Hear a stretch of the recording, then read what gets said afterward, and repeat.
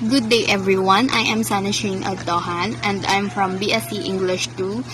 Today, I'm going to discuss article number 13, section 11 and 13 in 1987 Constitution that concerns special education and inclusive education, or simply it concerns people or persons with disabilities. Article 13, or the Social Justice and Human Rights. In Article number 13, Section 11, it states that the state shall adopt an integrated and comprehensive approach to the health and development, which shall endeavor to make essential goods, health, and other social services available to all people at affordable cost. There shall be priority for the needs of the underprivileged, sick, elderly, and most especially disabled women and children. The state shall endeavor to provide free medical care to paupers.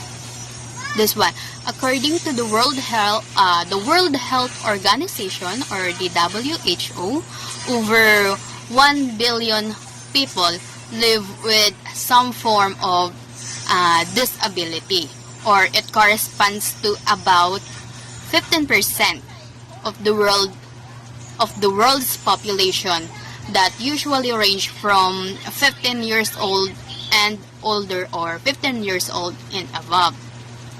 The number of people with disability are drastically increasing. It was due to aging population, and most especially is the increase of chronic health condition diseases. With that, people with disability result in poor health condition. That's why they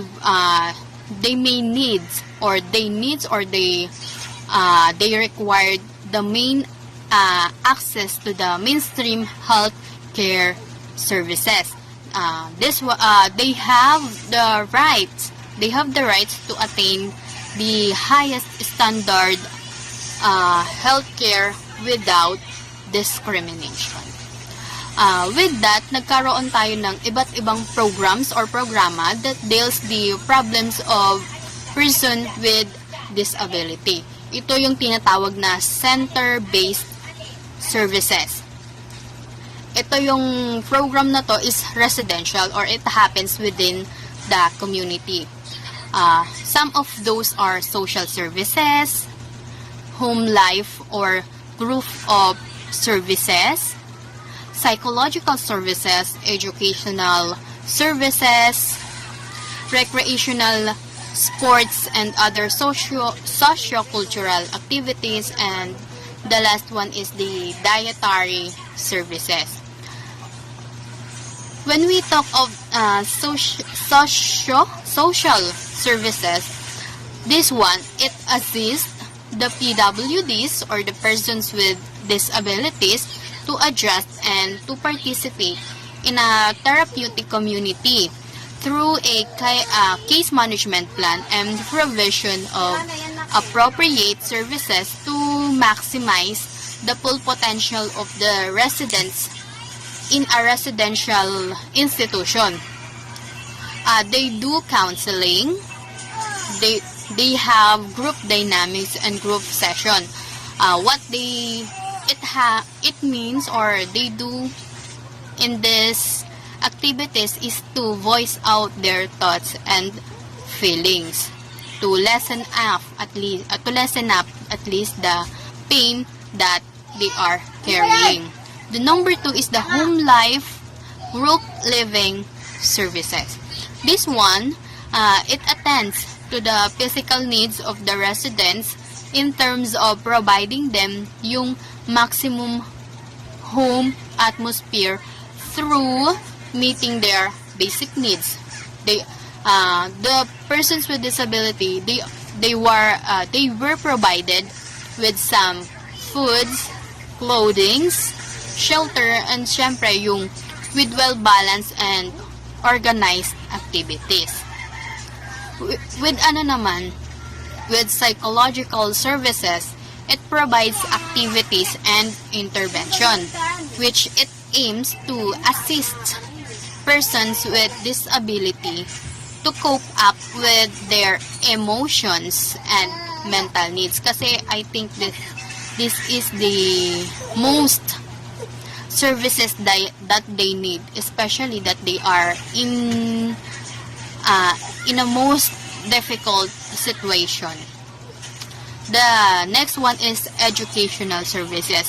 Dito naman, the provision of opportunities for continuing education of the people with disabilities, syempre in cooperation with DepEd and then the NGOs.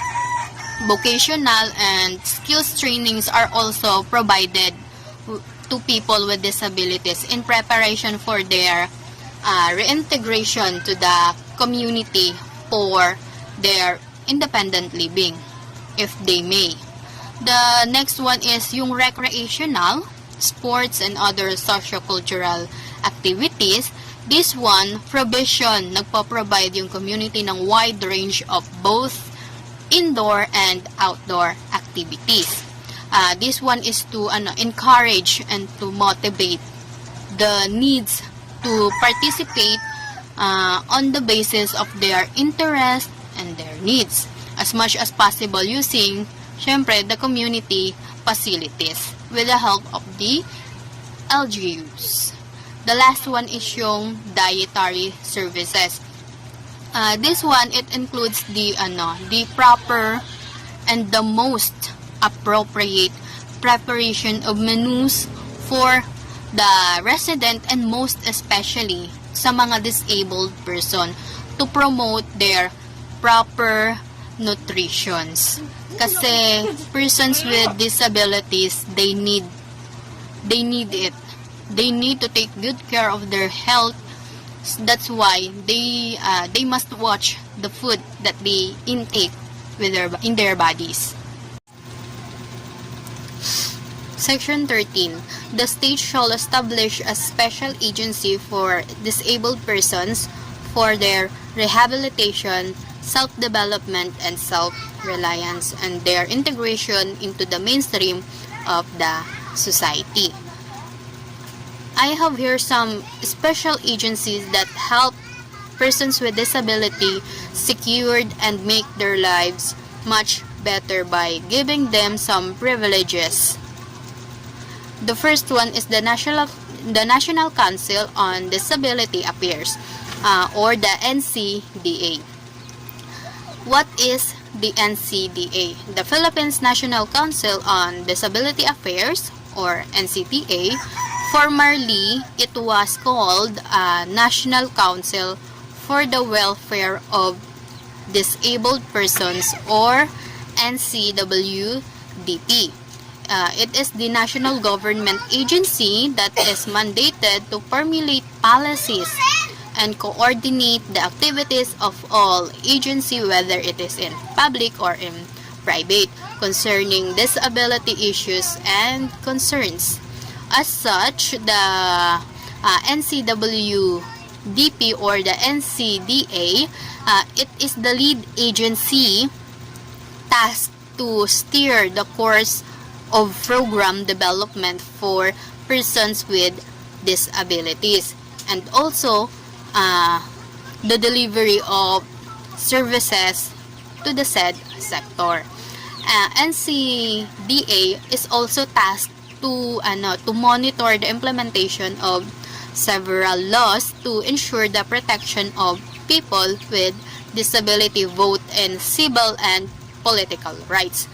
Now, what is the function of the said NCDA?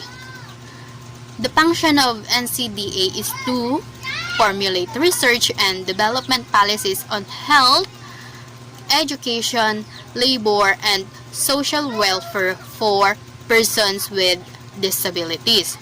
They are also tasked to formulate integrated and comprehensive long and medium-term national plans on the welfare of persons with disability.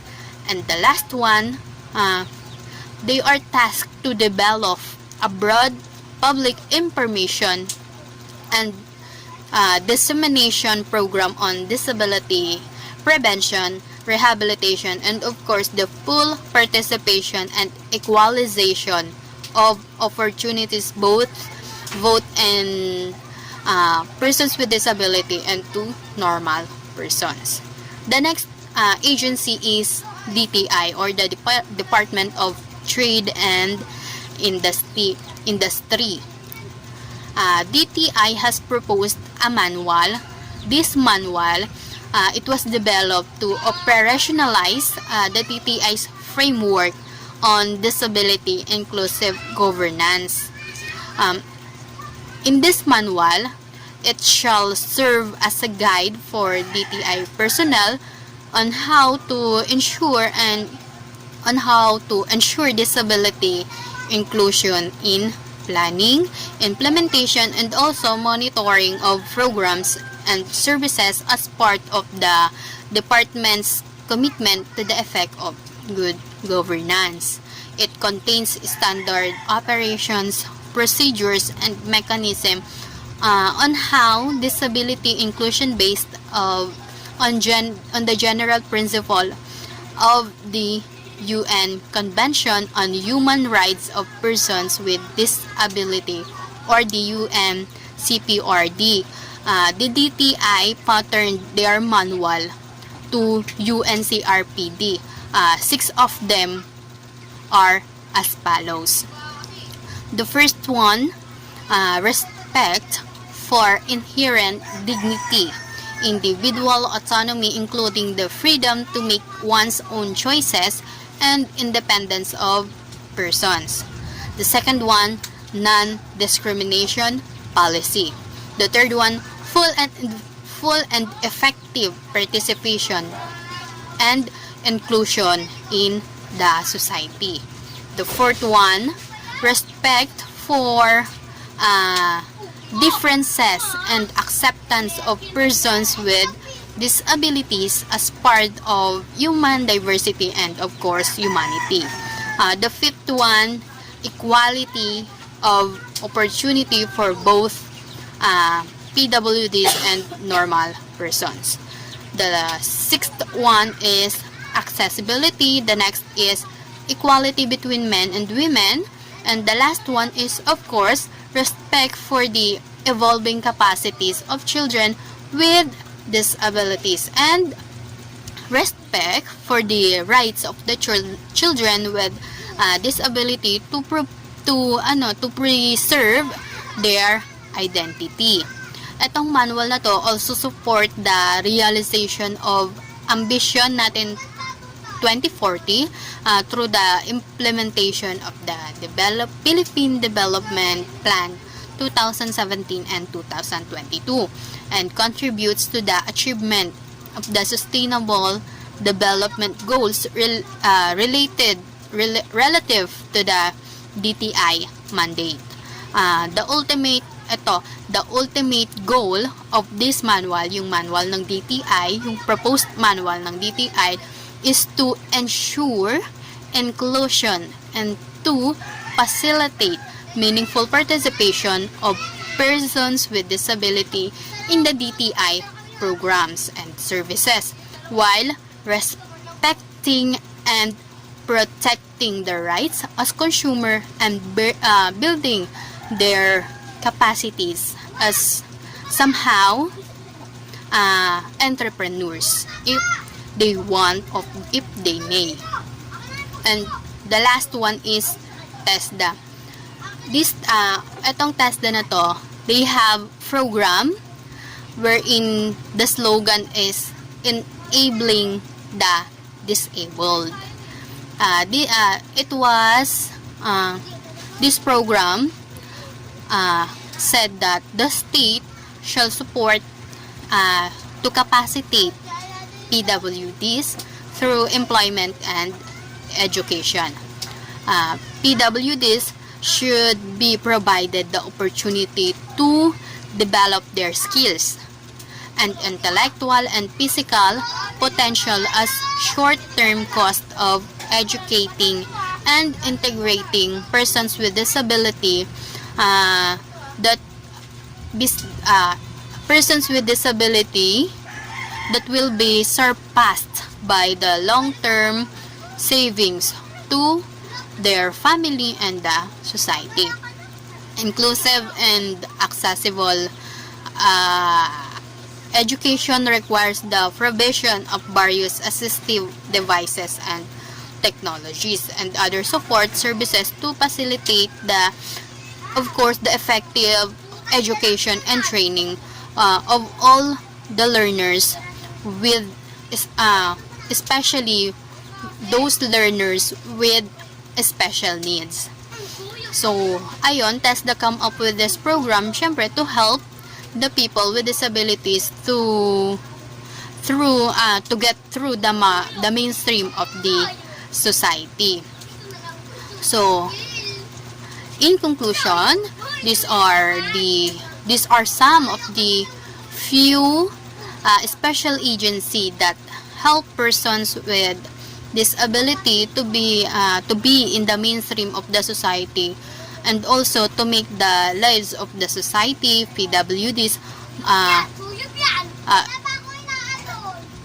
to make the lives of the societies or PWDs much better and secured.